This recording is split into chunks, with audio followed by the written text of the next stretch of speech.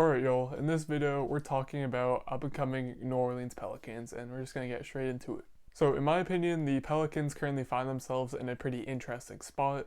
Last season, they made it to the bubble, and they looked like they were prepared to make a run for that, at least the 9th seed for that play-in game, but, they rested Zion, they had some opportunities that they missed, and ultimately they missed out on the playoffs in general.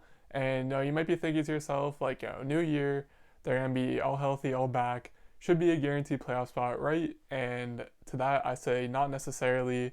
And I'm going to be going over what I think and my reasoning as to why we shouldn't be so quick to assume that the Pelicans are going to be a mainstay in the playoffs starting next season.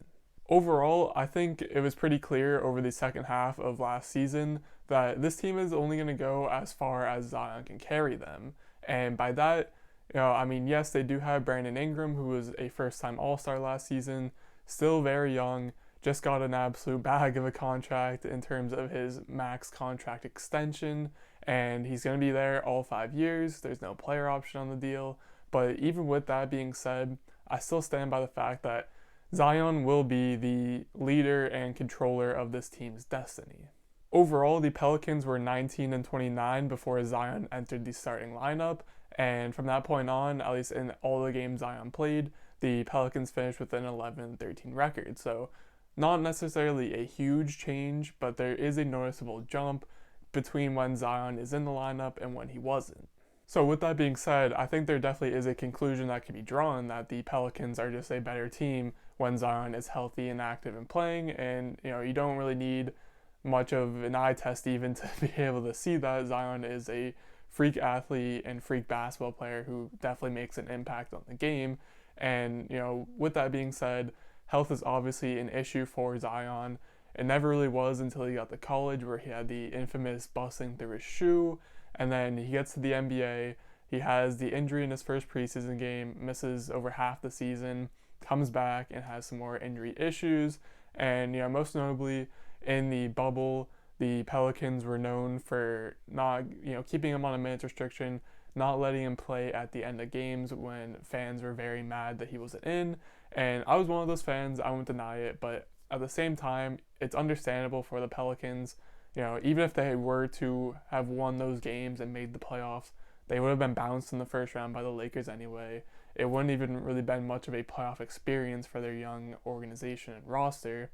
It just overall wouldn't be worth the risk of Zion potentially having another serious injury. Also added in the fact that healthy off seasons are on the very low key one of the more important ideas when it comes to developing a young player and getting them to their fullest potential. We see this all the time. I know guys like Markelle Fultz, they are, healthy off seasons are rare for them or for guys like him, and we've even seen it with him.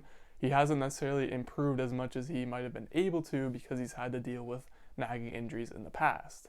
So pretty much as long as Zion can stay healthy, avoid serious injuries, I think the Pelicans are going to be a good team in this upcoming season. But one thing that's definitely not, in my opinion, going to be the best help, I wasn't a huge fan of the trade for Steven Adams. I know that it ended up being a multi-team trade involving Drew Holiday and Eric Bledsoe also coming to the Pelicans, who I'll be getting to later. But yeah, in terms of the Steven Adams deal, they also signed him to a 2-year, I want to say it was like a 37-ish million extension.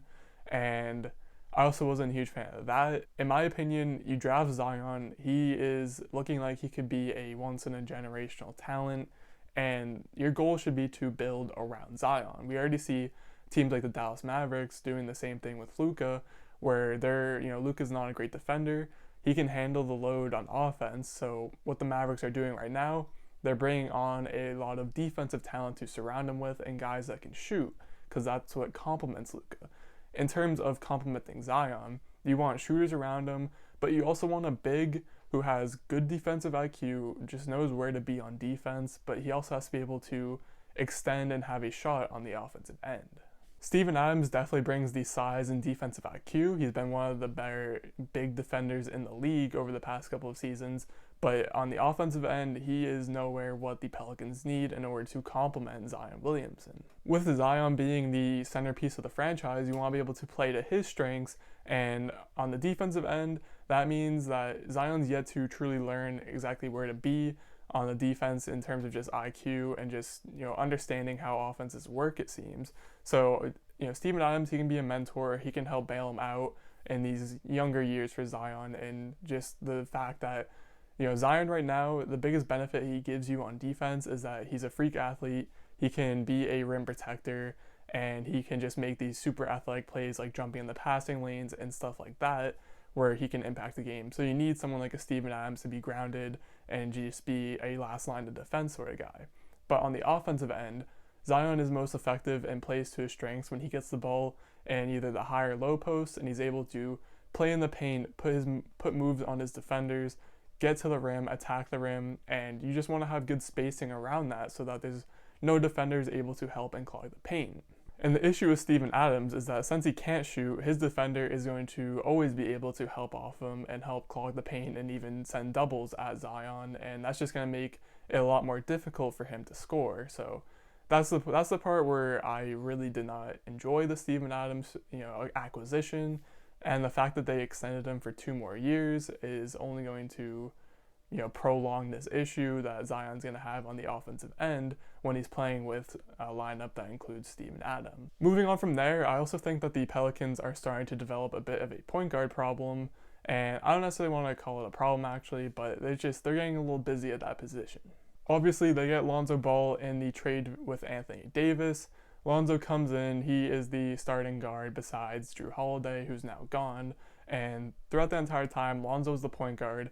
We saw him have some ups and downs, as all young players do, and he proved to be a good defender, a great playmaker, and his shot was on the rise and starting to become somewhat respectable. But there were also some issues that we saw once they got into the bubble.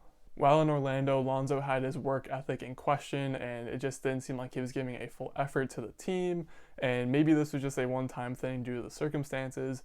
But given that he is on the last year of his rookie contract, it'll be interesting to see how he progresses throughout the season. And like I said, it'll just be interesting to see if he can have sort of a bounce back year where he shows a lot of progression, or if it'll be more of the same from what we last saw in the bubble. Add in the fact that part of the Jrue Holiday Steven Adams trade, as I mentioned, Eric Bledsoe also came to the New Orleans Pelicans.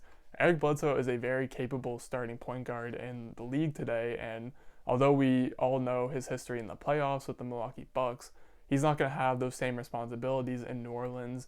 They're just looking for a good point guard right now that can help the team, just progress and help these young guys grow. And although Eric Bledsoe is a perfectly fine player, I think it's his contract that makes me a little nervous for Lonzo Ball's future in New Orleans, because over the next 3 seasons, Eric Bledsoe will be making $16 million, $18 million, and $19 million, meaning that he's going to have a good amount of cap space dedicated to him as long as he remains a Pelican. And then you have to also add in the fact that they just drafted Kira Lewis, and Kira Lewis is a point guard who, he was a lottery pick. So I'd expect the Pelicans to have some sort of future plans with him. Most competent teams don't draft a player if they don't envision themselves using them down the line in a few years once they've developed a little bit. So to me, all the pieces are lining up that Lonzo will probably be seeing his last year in New Orleans this year, which is a little upsetting because I did love the Lonzo to Zion connection, and I thought it was really fun to watch, and it was an easy ticket sell with Zion catching these immaculate lobs.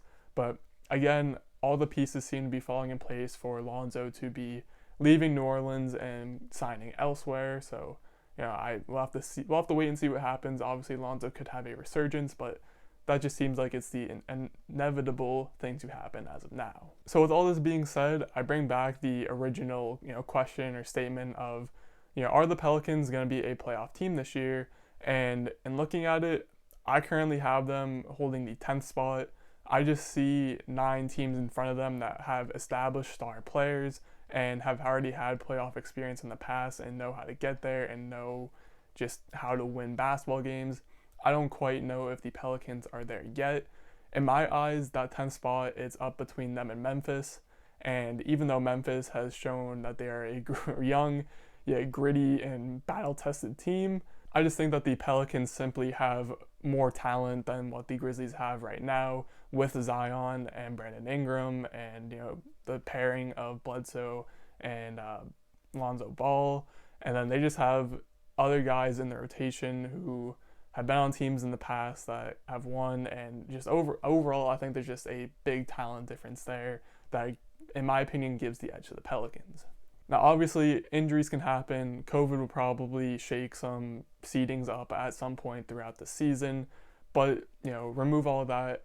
I just still see the Pelicans as a team knocking on the door of the playoffs, which isn't a slight to them.